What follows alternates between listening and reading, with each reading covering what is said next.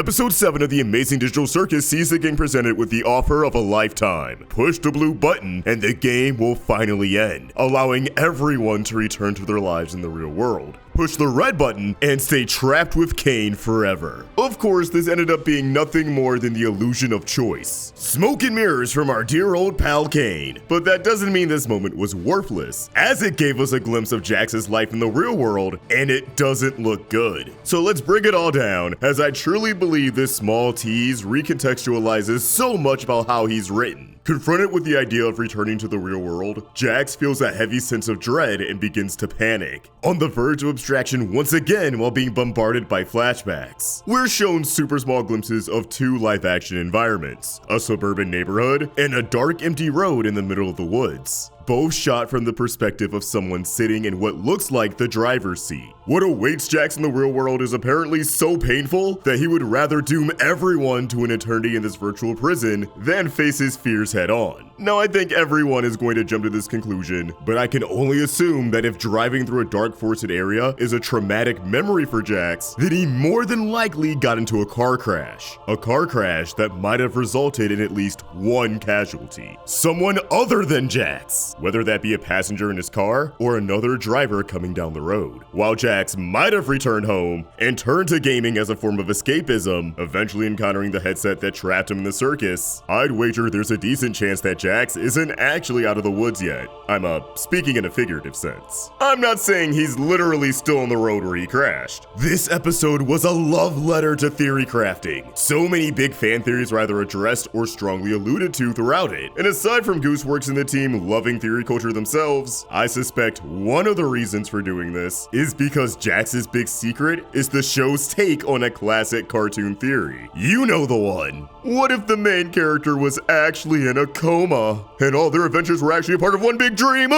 Don't get me wrong, everything happening with Jax in the circus is very much real. His actions here matter and have weight to the people around him. The episode hammers this home by reminding the audience that just because something doesn't happen in person, it doesn't mean that the words, thoughts, or emotions are fake. Shout out to all the internet homies. That said, I totally think Jax is in a coma, and finding a way to leave the game is the only way he can wake up. But he doesn't want to wake up because he'd rather do anything but face the aftermath of his car accident. Abel might have been a part of Caine's extremely elaborate gaslighting, but I don't think everything in his backstory was a load of malarkey. I think a lot of truth was interwoven with his narrative, including everything Abel said about the headsets and Caine being an AI designed to keep the player's mind active, though I'm not too sure about the stasis pods. Now, who's someone who could benefit from all that? A headset that puts you in a game with an AI designed to keep your mind active for an extended period of time. Well, someone in a coma. Whether he has some sketchy insurance or got sent to a hospital with some weird practices, Jax ended up hooked up to the circus while his body recovered from injuries. This place isn't hell for Jax, it's his life support. But again, he can't wake up until he finds his way out of the game. All of these circumstances have molded Jax's warped perception of reality within the circus. It's why he resigns himself to nothing more than a character with a role to play, surrounded by other wacky characters who he can write off as his playthings, blurring the line between human and NPC. On a certain level, Jax recognizes that he's in a coma. Once he arrived in the circus and heard every player claim they popped on a headset and are now fighting to get back to the real world, he probably pieced together how he ended up there.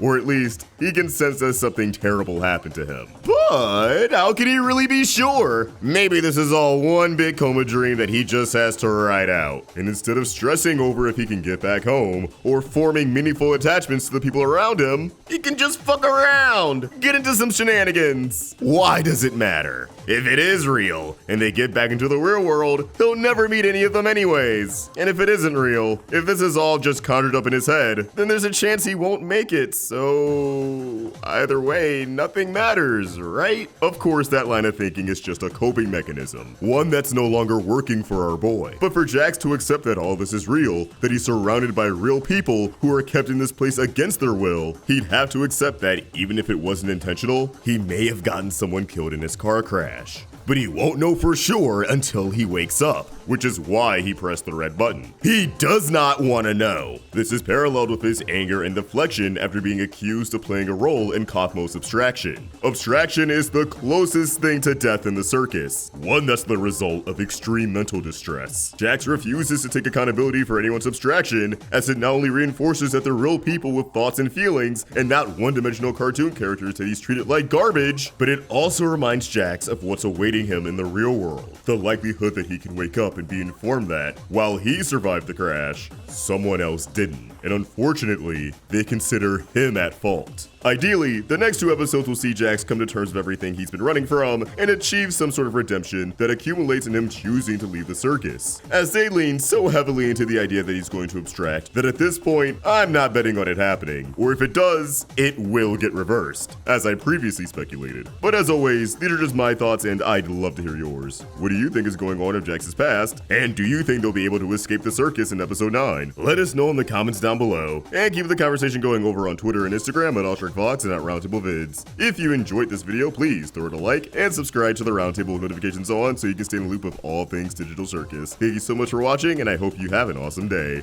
Peace!